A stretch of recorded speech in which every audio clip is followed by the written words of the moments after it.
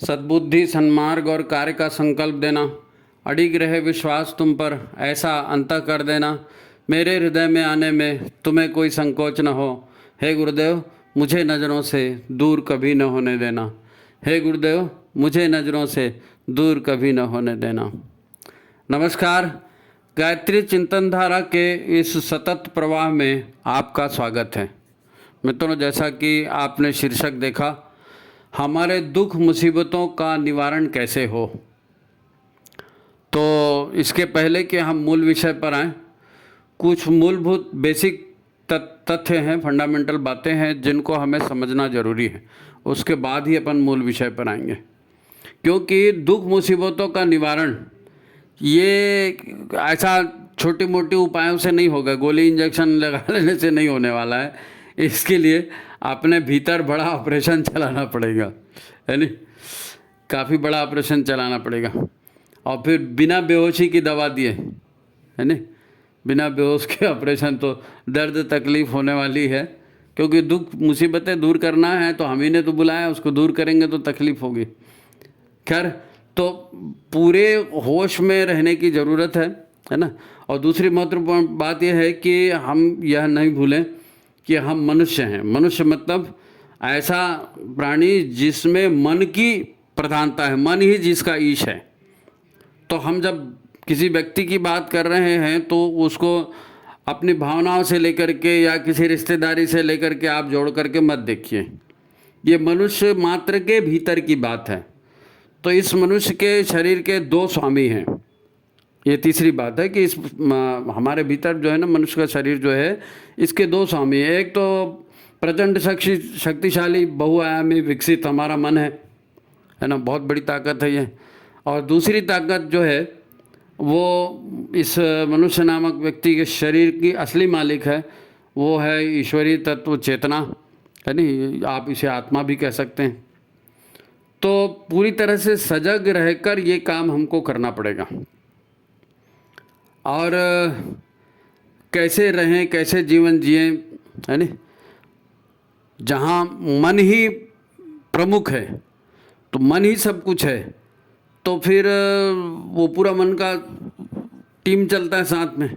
मन के साथ अहंकार चलेगा, अहंकार मैं को जन्म देगा, फिर मन इंद्रियों के साथ चलेगा तो स्वभाव और आदतों को बनाएगा, है नहीं। तो हम इन्हीं सब से परेशान होते हैं ना। मैं इन सब को जोड़ के रखता है, अहंकार जो है मन के साथ इसको जोड़ के रखता है। तो भीतर की संरचना समझनी पड़ेगी और स्वयं इसको दूर करना पड़ेगा। अब मैं को कौन समझा सकता है, नहीं। हमने हमारा जो मैं है ना, इसकी ताकत ये मान के चलो कि ये एक तरह का डुप्लीकेट ईश्वर है। हमारा अहंकार, हमारा मन, मैं, है ना, बिल्कुल डुप्लीकेट ईश्वर। हम इसके आगे मैं तो कभी गलत हो ही नहीं सकता, ऐसी वाली बात आ जाती है नहीं। तो अब सोच कर देखें कि जो मन दुख और मुसीबतों में फंसा है वो समाधान चाहता है, और किससे समाधान चाहता है? दूसरों से। और क्या सोचता है? दूसरा समाधान करेगा, और दूसरा समाधान बताएगा तो ये मन हमारा सुनेगा क्या? और फिर कोई दूसरा आदमी, है ना, हमारा काम क्यों करेगा? तो ये कुछ गुत्थियां हैं, हम इसको इस चर्चा में समझेंगे। मन और अहंकार ये कहता है कि उसको ऐसा करना चाहिए था। बुद्धि भी मन का साथ देती है, हमारी बुद्धि भी मन का साथ देती है। बार बार हम दूसरे को बताते हैं, समझाते हैं कि देखो देखो वो तुम्हारे लिए काम करेगा, है ना। क्यों काम करेगा? अरे सामने वाला आदमी है, वो अलग इकाई है, उसके अपना जीवन का लक्ष्य है नहीं। तुम उसको कैसे कंट्रोल कर सकते हो कि नहीं नहीं उसको ये करना चाहिए, उसको ये समझना चाहिए? नहीं, तुम्हारे कहने से कुछ नहीं होगा। ऐसा समझो कि ये नहीं हो सकता। तब एक सामान्य बुद्धि जो है मन के निर्णय को उचित बताती है।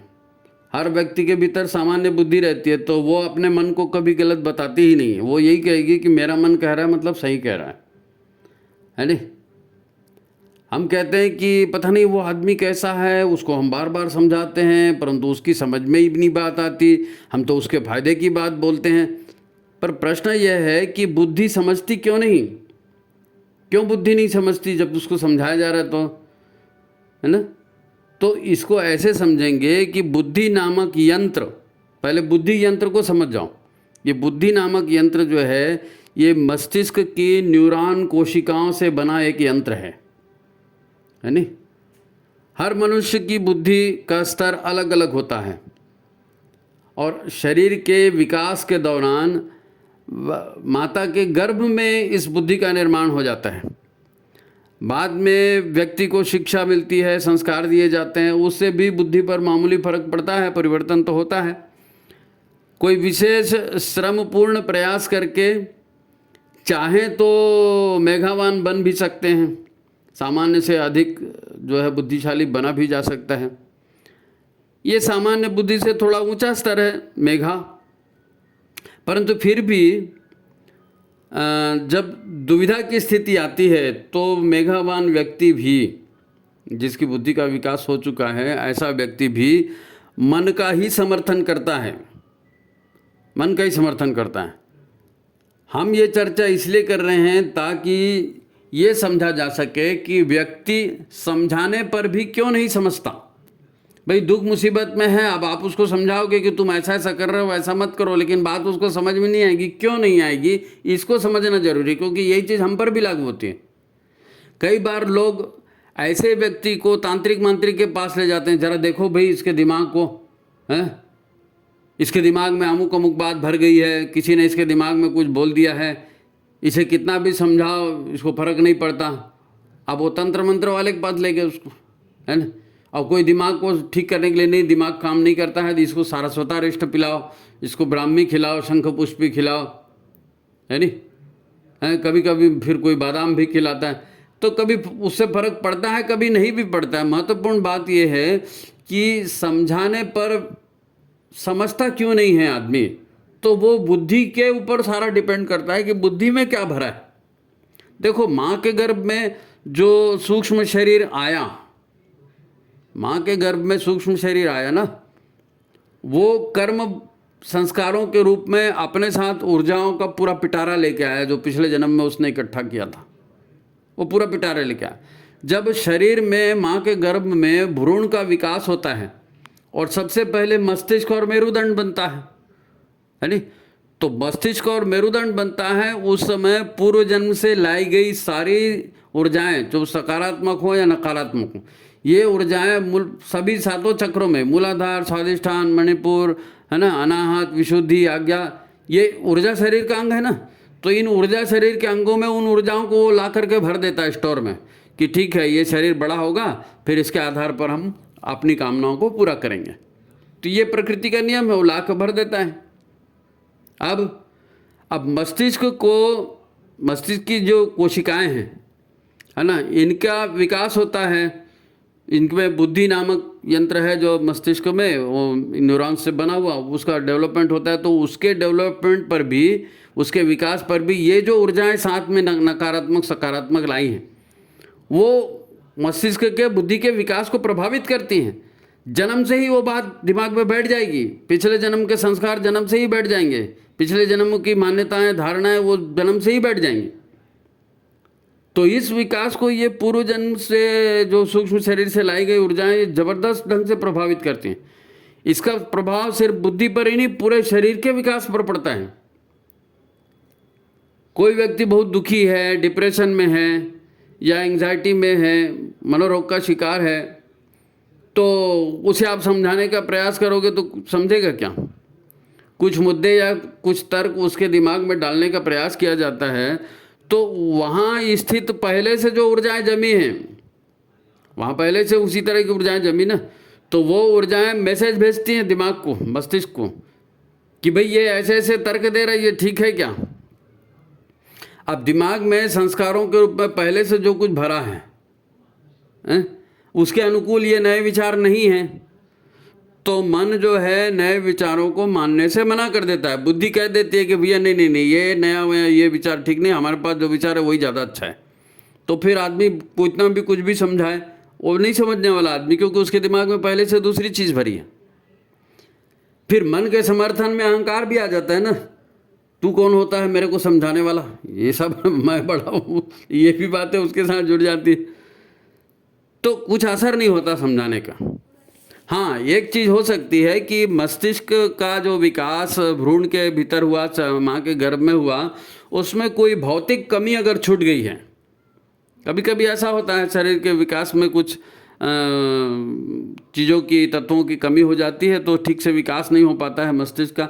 अगर ऐसा है तो फिर कोई अच्छा सफल मनोवैज्ञानिक होगा तो वो आपको समझा भी सकता है, या शरीर की जो कमी है दूर करने वाले जो औषधियाँ हैं, ब्राह्मी है, शंखपुष्पी है, बादाम अखरोट है ना, या मेघावटी है, सारस्वतारिष्ट है, ये जो मस्तिष्क के विकास के लिए जो औषधियाँ हैं, इनका भी प्रयोग करने से लाभ हो सकता है अगर मस्तिष्क का विकास नहीं हुआ है तब, या कम हुआ है तब। तो ये चीज़ है, ये दवाइयाँ उसकी कमी को दूर कर सकती हैं। परंतु नाड़ी तंत्र बन चुका है, या जो ऊर्जाएं या जो कषाय कल्मश पूर्व जन्म से जो लेकर के आए वो नाड़ी तंत्र में पूरी तरह स्थापित हो चुके हैं, तो ये कषाय ऐसे नहीं कटेंगे। किसी के समझाने से इस पर कोई फर्क नहीं पड़ेगा, क्योंकि ये प्राण लेकर आए हैं, प्राण के साथ जुड़े हुए संकल्प हैं, ये प्राण के साथ जुड़ी हुई मान्यता, प्राण के साथ जुड़ी हुई धारणा, ये हमारे प्राण ऊर्जा शरीर का अंग बन चुकी है। ये ऐसे बोलने बताने से नहीं हटने वाली। तो इसके लिए प्राण ऊर्जा चाहिए। भावपूर्ण गायत्री जाप करके प्रत्यक्ष जब हम करते हैं भावपूर्ण जाप, तो उसका असर हो सकता है, या कि साक्षात गुरुजी आपको मिल जाएं और वो आपके सिर पे हाथ रख दे तो शायद वो कर दें।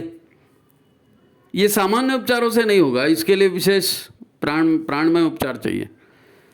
तो ये बात तो सत्य है कि दुख मुसीबतें, हानि लाभ, मान अपमान, इनका सीधा संबंध हमारे मन मस्तिष्क से ही है, और इसी से हमको दुख होता है, इसी से हमको दुख होता है। एक ही घटना को है नहीं, मन कभी अच्छा बता देता है, या उसी घटना को भी बुरा मानकर दुखी भी हो जाता है। कई बार तो एक ही व्यक्ति एक ही घटना को पहले अपने लिए बुरा मान लेता है, फिर 2-4 दिन बाद सोचता है, या 2-4 महीने बाद उसको समझ में आता है कि नहीं यार, उस दिन जो हुआ था वो गलत नहीं था, वो सही था, वो उस दिन कहा गया था वो सही था। उस समय बुरा लगा, पर जो हो गया वो अच्छा ही हो गया। तो हमारा उद्देश्य ये है कि घटना पर मन हमेशा सकारात्मक प्रतिक्रिया दे, मन सकारात्मक प्रतिक्रिया दे, पर भीतर नकारात्मक ही ऊर्जा भरी होने से ये नहीं हो पाता। यदि ये नकारात्मकता बहुत ज़्यादा है तो फिर तो आदमी को सनकी और पागल क्या क्या बोल देते हैं, उसको पागल खाने ले जाएंगे, उसको बिजली के झटके देंगे तो भी उसको समझ में नहीं आएगा, वो एक अलग सिस्टम ही चलते रहता है। तो भगवान का शरीर है, विधाता का नियम से बना हुआ है, अब आप उसको अपने ढंग से चलाना चाहोगे, कैसे चलेगा है? हम गर्भ संस्कार करते हैं, अच्छी शिक्षा दीक्षा का क्रम चलाते हैं, अच्छी संगत देते हैं बचपन से ही, या गायत्री मंत्र का जाप करवाते हैं, तो ये भीतर की नकारात्मकता को कम करने के ही उपाय हैं। एक और उपाय है जिससे मन शुद्ध होता है, या बुद्धि विकसित हो जाती है, ऋतंबरा प्रज्ञा विकसित हो जाती है। तो ऋतंबरा प्रज्ञा तो जिसकी विकसित हो गई वो तो फिर ये दुख मुसीबत में पड़ेगा ही नहीं। तब नकारात्मकता या कषाय कल्मशों के टिकने की गुंजाइश ही नहीं रहती अगर प्रज्ञा विकसित हो गई तो। अब जरा ये प्रज्ञा जागरण कैसे होता है इसको भी समझ जाओ, क्योंकि दुख मुसीबतें दूर करना है ना। तो प्रज्ञा जागरण कैसे होता है? प्रज्ञा जागरण गुरु की कृपा से और साधनात्मक उपायों से होता है। आपने नाम बहुत सुना होगा, प्रखर प्रज्ञा, सजल श्रद्धा। तो प्रज्ञा का विकास कैसे होता है ये भी समझ लीजिए। जब आप शुद्ध मन और शुभ प्रेरणाओं से गुरु दीक्षा लेते हैं तो दिखने को तो ये दिखता है कि खाली कर्मकांड हुआ, आपने टीका लगा लिया, आपने यज्ञोपवीत पहन लिया। परंतु जब शिष्य मन प्राण से गुरु का वर्ण कर लेता है, मन प्राण से गुरु का वर्ण कर लेता है, पूरी अंतर भावना से, पूरी निष्ठा के साथ गुरु के बताए पथ पर साधना क्रम चलाना भी शुरू कर देता है और सतत गुरु की उपासना करता है, तो शिष्य साधक के मन में श्रद्धा के बीज अंकुरित होने लगते हैं। ये मुख्य बात है कि मन में श्रद्धा के बीज कैसे अंकुरित होते हैं। वो सजल श्रद्धा जो है ना, बिना सजल श्रद्धा के आप प्रज्ञावान नहीं बनोगे। तो पहले श्रद्धा और फिर प्रज्ञा, है नहीं? तो सतत गुरु की उपासना से शिष्य के मन में श्रद्धा के बीज अंकुरित पल्लवित होने लगते हैं। जैसे जैसे शिष्य का शरीर और मन साधना से दोष रहित और निर्मल होते जाता है, तब इसका चमत्कार, मन निर्मल होगा, शरीर निर्मल होगा, साधना प्रखर होगी तो उसका चमत्कार मन और मस्तिष्क की कोशिकाओं पर भी पड़ता है। धीरे धीरे व्यक्ति भीतर से पूरा बदल जाता है। ये लक्षण है, इसी को कहते हैं कि गायत्री भीतर में उतर गई, है नी। इसी से सदकर्मों की हुक मन में उठती रहती है, सत्कर्मों की इच्छा मन में उठती रहती है, और बाकी फालतू काम में मन ही नहीं लगता। जो अच्छा काम है, जो यज्ञी काम है, जो सद्बुद्धि का काम है, उसी में मन लगता है, क्योंकि बुद्धि निर्मल हो गई ना। तब वो कहते हैं ना कि कौवा कोयल हो गया, बगुला हंस हो गया, तो उस तरह का होता है नी। दूध का दूध और पानी का पानी अलग करने की, सत्य असत्य को समझने की, धर्म अधर्म को पहचानने की योग्यता आ जाती है नी। तो ऐसे व्यक्ति को हमारे यहाँ क्या कहा है? प्रज्ञापुत्र। प्रज्ञापुत्र, कोई भी पीला कपड़ा पहन लिया तो प्रज्ञापुत्र नहीं है। जिसकी प्रज्ञा जागृत हो गई, जिसने साधना से वो प्रज्ञा जागृत की, वो प्रज्ञापुत्र। ठीक है। तो ऐसा व्यक्ति हानि लाभ यश अपयश या मान अपमान से विचलित होकर अपनी दिशा नहीं बदलेगा। फिर अपनी दिशा फिर उससे नहीं बदलेगा कि नहीं इसने मेरी इंसल्ट कर दी, चलो ठहरो इसको देख लूँगा, हैं, या इससे बदला कैसे लूँ, तो घुटते जा रहे हैं, हैं, बीमार हो गए चिंता में, वो इस लफड़े में पड़ेगा ही नहीं। ऐसे में दुख मुसीबतों के निवारण का मुद्दा ही नहीं बचता। गुरुदेव और माता जी हमसे ऐसी ही साधना की उम्मीद करते हैं। ऐसे ही तंत्र को विकसित करने के लिए शक्तिपीठों और चेतना केंद्रों का निर्माण हुआ है। शांतिकुंज से लगातार इस तरह की गतिविधियां चल रही है। काहे के लिए? प्रज्ञापुत्रों का विकास करने के लिए, ताकि दुख मुसीबतों से बचा जा सके। तो फिर क्या कहें? देखो, मनुष्य का दुख सभी का एक जैसा ही होता है। दुख हमेशा पीड़ादायी होता है, परेशान करने वाला होता है। प्रमुख बात यह है कि हमें हर परिस्थिति में मन को शांत और स्थिर रखने के उपाय सतत करने चाहिए। मन दुख या नकारात्मकता को जितना बड़ा मान लेता है ना, उतनी ही अधिक पीड़ा भी उसको होती है। अब मन तो ऐसा है कि भैया अगर प्रेम कर रहा है तो वो प्रेम कब घृणा में बदल जाए, है ना, कब तिरस्कार में बदल जाए, मैत्री भाव को कब शत्रुता में बदल दे, मन कोई भरोसा नहीं। अब मन ने एक बार आपको पराया मान लिया तो फिर गए, है नहीं। तो मन को कोई समय नहीं लिखता बदलने में। जिसकी अहंकार रूपी नकारात्मकता जितनी बड़ी होती है वो उतना ज़्यादा सनकी हो जाता है, यानी उतने जल्दी उसके मन के भाव पलट जाते हैं। अच्छा, आप देखना, बहुत से लोग ये कहते हैं, आपको मिल जाएंगे कि लड़की को ज़्यादा नहीं पढ़ाना, क्योंकि लड़की ज़्यादा पढ़ ली तो गृहस्थी में दिक्कत होगी, कहते हैं ना लोग। तो होता क्या है, आप तो जानते हैं, पति पत्नी आजकल दोनों कमा रहे हैं। पत्नी, वो लड़कियां भी पढ़ी लिखी हैं, पति भी पढ़ा लिखा है, तो थोड़ा वो ईगो क्लैश होता है, बोलते नहीं, अहंकार, विचार भिन्नता, है नहीं, अधिकार भाव, अहम भाव, ये बढ़ जाता है। फिर कोई झुकने के लिए और एडजस्ट करने के लिए तैयार ही नहीं होता। झुकने की, एडजस्ट करने की क्षमता ही बढ़ जाती है, क्योंकि मैं इतना पढ़ा हूँ, मैं इतना कमा रहा हूँ, तो मैं बढ़ गया ना, फिर आदमी कॉम्प्रोमाइज़ नहीं करेगा। अब दाम्पत्य जीवन की सफलता के पीछे, है ना, बड़ा कारण ये है कि कोई अपनी भावनाओं से समझौता कर रहा है। जहाँ विवाह टिका है, जहाँ घर अच्छा बना हुआ है ना, वहाँ कोई है उसको टिकाए हुए है, वो अपना कॉम्प्रोमाइज़ कर रहा है, इसलिए घर चल रहा है। इसके बिना विवाह नहीं चल सकता। अधिकांश महिलाएं आपको कहती मिल जाएंगी, अरे मैं तो बच्चों की वजह से इस आदमी को झेल रही हूँ, नहीं तो कब का छोड़ के चली जाती है। और इसके उल्टा भी होता है, आदमी भी महिलाओं से परेशान होता है, अरे यार घर में जाओ तो हमेशा झंझट शुरू हो जाती है, तो वो फिर ऑफिस से आते थे सीधा वो दारू भट्टी चले जाता है, वहाँ एडजस्ट करके आता है। तो ये जो है, ये इन सब उपायों से कुछ होने वाला नहीं है नहीं। तो अभी तक हमने देखा कि हमारे विचार, हमारी भावनाएं और संस्कारों के आवेग अहंकार के साथ मिलकर स्वयं मुसीबतें पैदा करते हैं। हम स्वयं मुसीबतें पैदा कर रहे हैं ये इन ऊर्जाओं के माध्यम से। इनको साथ मिल जाता है अज्ञानता का और भावुकता का। ये अज्ञानता तो आप कई बार समझ चुके, भावुकता ये भी बहुत खतरनाक चीज़ है। भावुकता बहुत खतरनाक चीज़। इसके सहारे लोग जो है ना अपने आप को पीड़ित और बेचारा सिद्ध करने का प्रयत्न करते हैं कि मेरी कोई गलती नहीं है, मैं तो ऐसा था, कोई ऐसा करता है क्या, यानी अपने आप को हमेशा बेचारा करना, मैंने तो अच्छा किया था, मेरे साथ ये गलती हो गई। तो अपने बेचारगी को है ना मजबूती देने के लिए फिर वो लोग फिर रोना भी शुरू कर देते हैं, आंसू भी बहाना शुरू कर देते हैं, ताकि लोग प्रभावित हो जाएं और मेरे को बेचारा माने। हाँ हाँ हाँ, इसके साथ कितना अत्याचार हो गया, ये सब होते रहता है, आप देखते हो। अच्छा, हम जो विद्यारंभ संस्कार कराते हैं है ना, ये बहुत महत्वपूर्ण है, ये खाली कर्मकांड नहीं है, इसका बड़ा प्रभाव है। स्कूल कॉलेज में जो शिक्षा दी जाती है और लोग शिक्षा लेते हैं, ध्यान देते हैं, पढ़ते हैं, लेकिन वहाँ विद्या नहीं मिलती। शिक्षा तो मिल जाती है, विद्या नहीं मिलती। यानी विधाता और विधाता की व्यवस्था, फिर विधाता की शक्तियाँ, फिर विधाता के विधान, मन, बुद्धि, चित्त, अहंकार, आत्मा, उपासना, साधना, इसका महत्व, गुरु दीक्षा का महत्व, ये सब जो है ना, ये वहाँ कोई नहीं समझाता कि जीवन का लक्ष्य क्या होना चाहिए, जीवन के 4 पुरुषार्थ हैं, इसमें से कोई भी ज्ञान न पढ़ाया जाता है न बताया जाता है।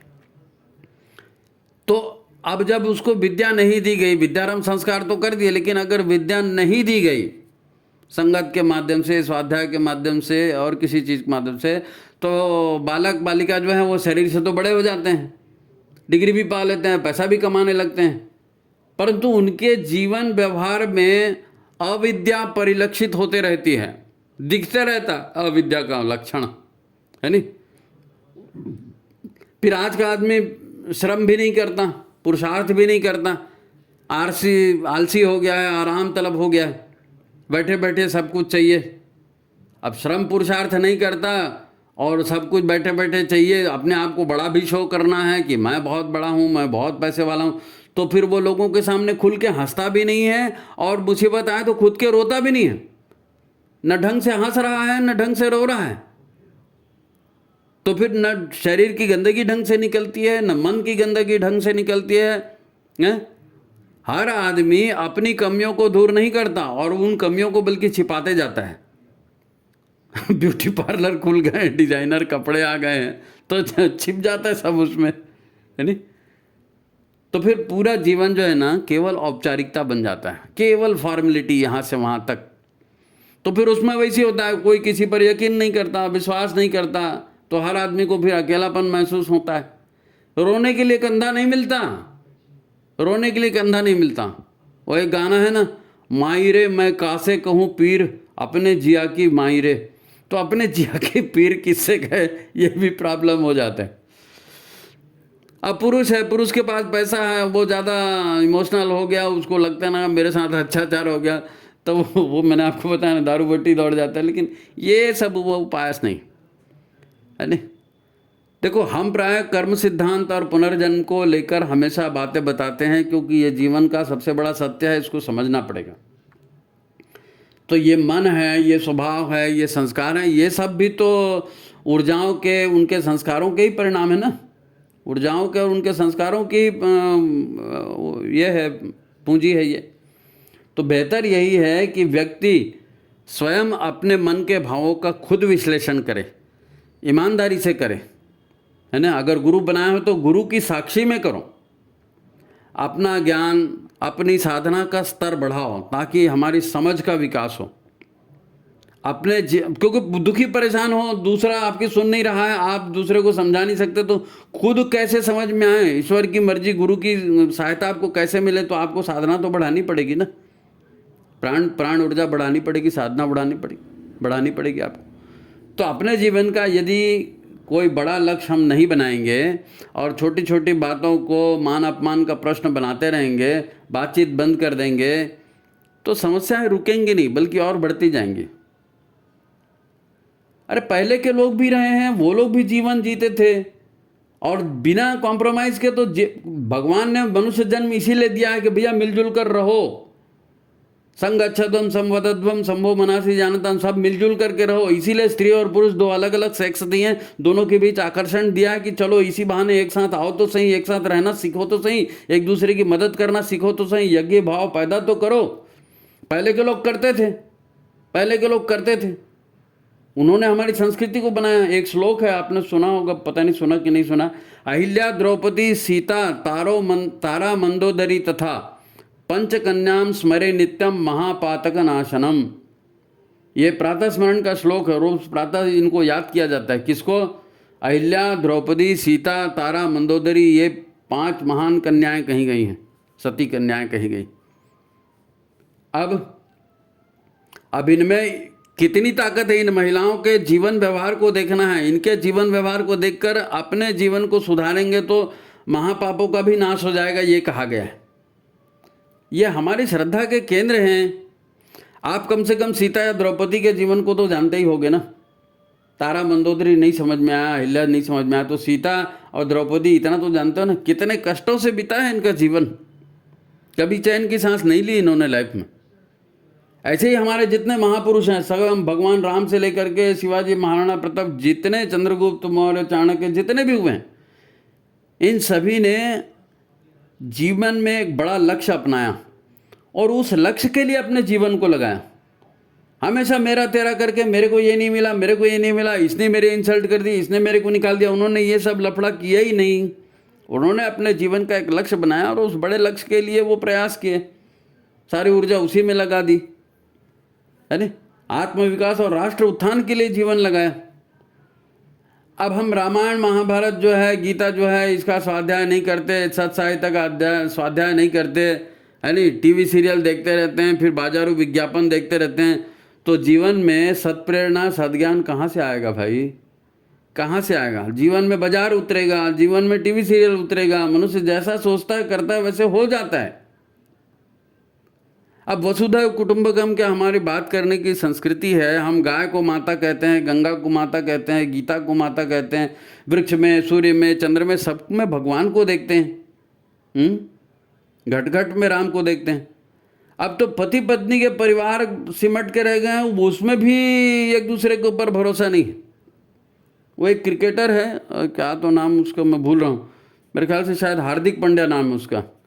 करोड़ों पैसे कमा रहे हैं ये नए लड़के, करोड़ों पैसे कमा रहे हैं। अब ये सज्जन जो है, क्रिकेटर जो है, इनको शादी से पहले बच्चा हो गया। अब पार्टी भी दे दिया, बच्चा हो गया, कर दिया। फिर लोगों ने कहा अरे शादी तो किया नहीं, तो शादी भी कर लिए, और शादी कर लिए, पत्नी साथ में रहने लगी, और बस शादी साथ में रहने लगी, और फिर तलाक भी हो गया। अब ये हमारे आदर्श हैं, है नहीं। अभी अहिल्या, द्रौपदी, सीता बताया, या रामकृष्ण और रामायण, वो सारी बातें बताएं, वो तो आदर्श रहे ही नहीं, ये लोग आदर्श हो गए।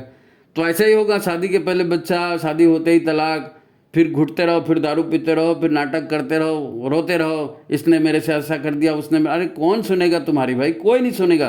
दुख दर्द सुनने का किसी को शौक नहीं। ये आदर्श हैं हमारे। देखो, समाज में संदेह, अविश्वास और मैं मेरा ये इतना बढ़ गया है, इसको कम करने की जरूरत है, और अपने आप से इसको कम करना पड़ेगा। ये सब जो है गायत्री और यज्ञ के उल्टा है। ये गायत्री सद्बुद्धि की बात बोलते हैं, वहाँ अज्ञान है, दुर्बुद्धि है, बुरे संस्कार हैं। यहाँ यज्ञ की बात कहते हैं, यहाँ स्वार्थ की बात करते हैं। मेरे साथ अन्याय, मेरे साथ अत्याचार, मेरे साथ, तो तुमको दूसरे के लिए करना है, तुम अपना ही रोना रो रहे हैं। फिर कोई पुलिस, कोई कोर्ट आपको न्याय नहीं दिला सकता। आप करोड़ों कमा कर भी खुशियां नहीं पा सकते। आप बड़े बड़े मकान बना लो, खूब गाड़ियां बना लो, ना आपका अच्छा स्वास्थ्य रहेगा, ना आपको सुख मिलने वाला है। आपने गुरुदेव की पुस्तक पढ़ी क्या? समस्त विश्व को भारत के अजस्र अनुदान। भारतीय संस्कृति का विश्वव्यापी विस्तार कैसे हुआ था, कैसे भारत सोने की चिड़िया बना था, कैसे हमारे लोगों ने कला कौशल सीखे, वेद सीखे, है ना, और कैसे इतने बड़े बड़े मंदिर बने, और कैसे हमारे पास वायुयान बना, और सारा विकास उस समय हुआ, सारा विकास उस समय हुआ। आज जिस विज्ञान की बात कर रहे हैं, ये तो भौतिक विज्ञान है, वहाँ तो आध्यात्मिक विज्ञान पूरा चला था। कैसे चला था?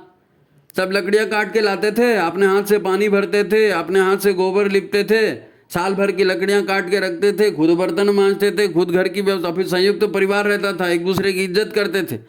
ऐसी मान अपमान और ले करके बैठ जाते तो हो जाता। फिर समस्त विश्व को भारत ने अजस्र अनुदान दिए हैं, तो ये इस आधार पर नहीं दिए, वो गायत्री और यज्ञ के आधार पर दिए।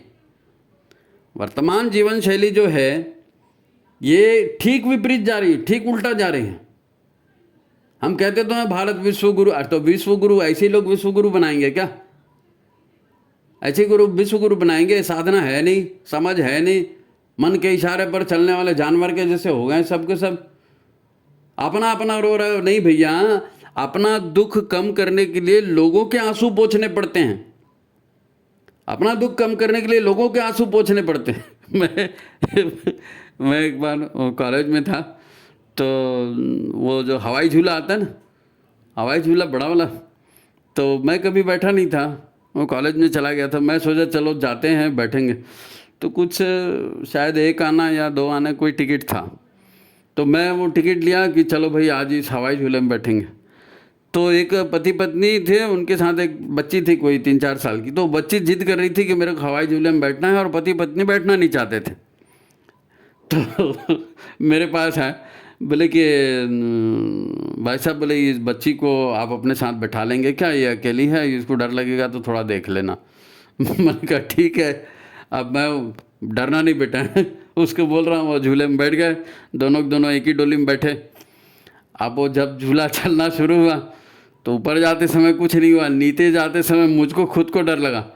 अब मुझको खुद को डर, लड़की को भी डर लगा, दोनों ने एक दूसरे को पटार लिए। तो मेरा डर उसने दूर किया, उसका डर मैंने दूर किया। ये सच है, यही विज्ञान है। जब आप दूसरे के आंसू पोंछेंगे ना, तो आपका दुख हल्का हो जाएगा। दूसरे के आंसू पोंछेंगे तब अपना दुख हल्का हो जाएगा। महाभारत में उल्लेख आता है ना, वो एक ब्राह्मण था, उसको कई दिन से खाना नहीं मिला, और बाद में उसको थोड़ा सा अनाज मिल गया, उसने खाना बनाया है ना। तो ब्राह्मण का कर्तव्य था, वो बाहर आया और बाहर आकर के चिल्लाया कि भाई हमने इतने दिन से खाना नहीं खाया, लेकिन इसके बावजूद भी हमको भोजन मिल गया है, तो हमने 4 रोटी बनाई हैं, तो हमारे से भी ज़्यादा कोई भूखा है तो आ जाए। अब वहाँ आ गया चंडाल, बोले मैं भूखा हूँ। तो 2 रोटी उसको दिए, फिर 1 रोटी पत्नी ने अपने हिस्से की दी, फिर 1 रोटी ने पति ने अपने हिस्से दी, 4 रोटी उन्होंने खिला दिया उसको।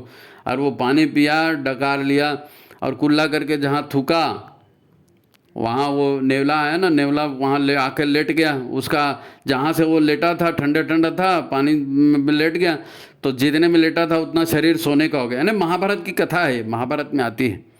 युधिष्ठिर ने जो यज्ञ किया था ना, उस यज्ञ का क्या महत्व था।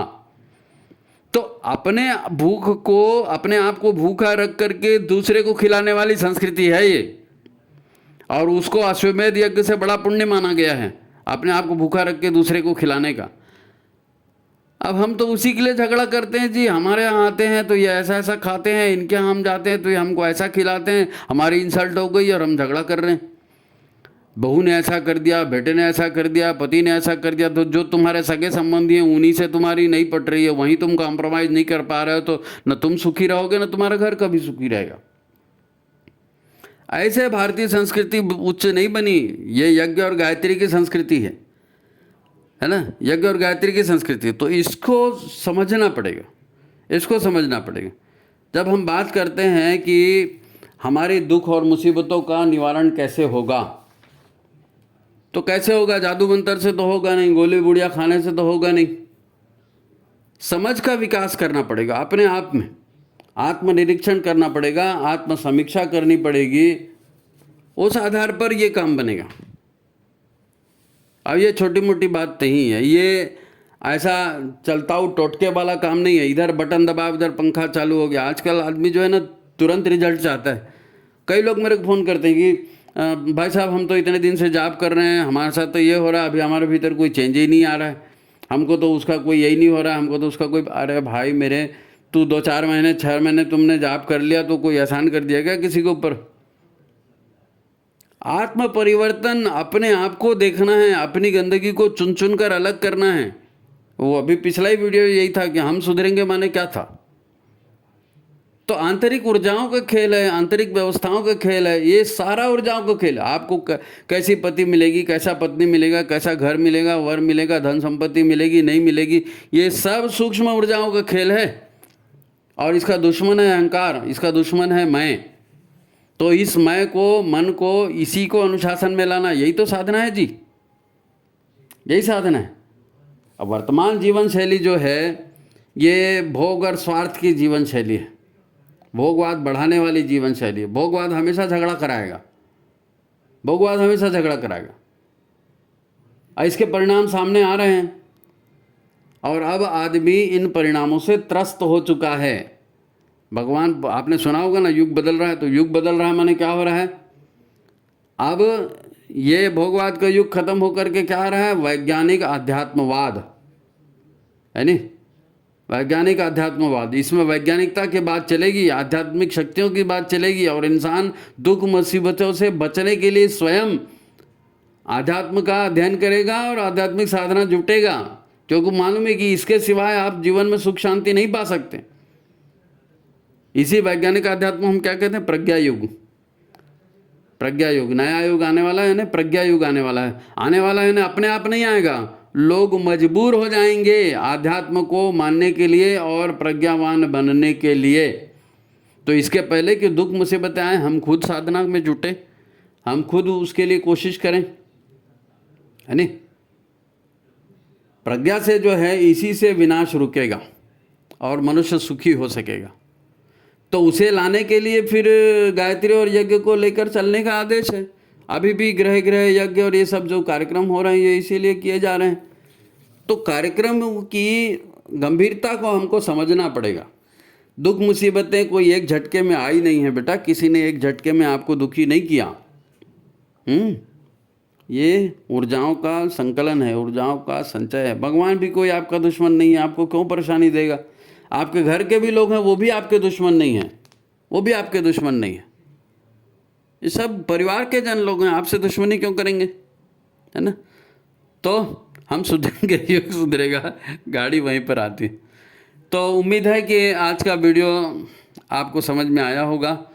जिन भाई बहनों ने अपनी समस्याएं इस विषय पर लिखी थी, कही थी कि भाई दुख मुसीबत आ रहा है और ऐसा हो रहा है, वैसा हो रहा है, तो उनके लिए ये मेरे ख्याल से पर्याप्त संदेश इसमें है।